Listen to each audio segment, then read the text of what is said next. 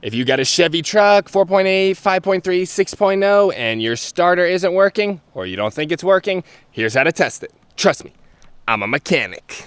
Yes, sir, we're back on it today. Chevrolet Cat-Eye. 4.8, 5.3, and 6.0 Vortec. Probably the 8.1, and really any other truck or car that's got a similar setup. This will work on just about anything. Pretty much how you test a regular starter motor.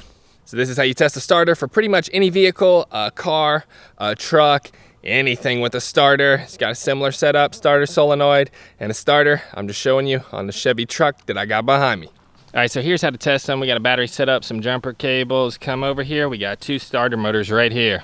So this one is suspected bad, and this one is suspected good.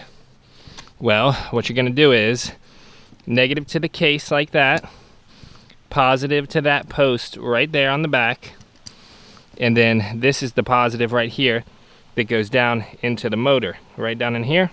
So you put a little jumper wire on the positive right here, and we're gonna touch it on the solenoid. Nothing. See, it's not spinning. It should spin. This is what it's doing on the truck. Oh, it finally decided to spin. Yeah, it's getting stuck. And it's not working. So I freed it up, but it wasn't spinning at all. Of course, for the video, it decides to spin.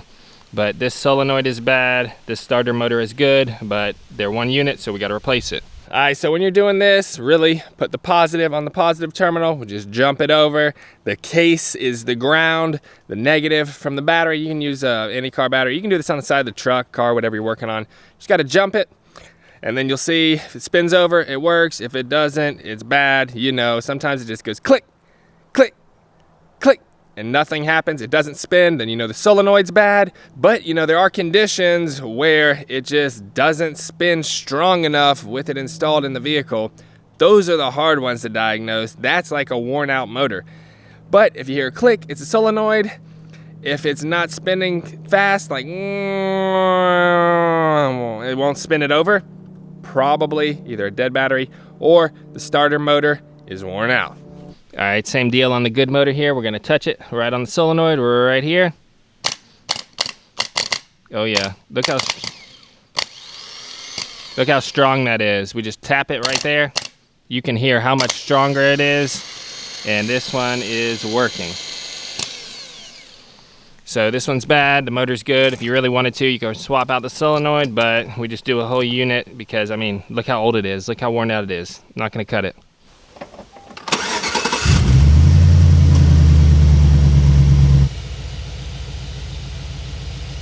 Oh yeah, it's running good now.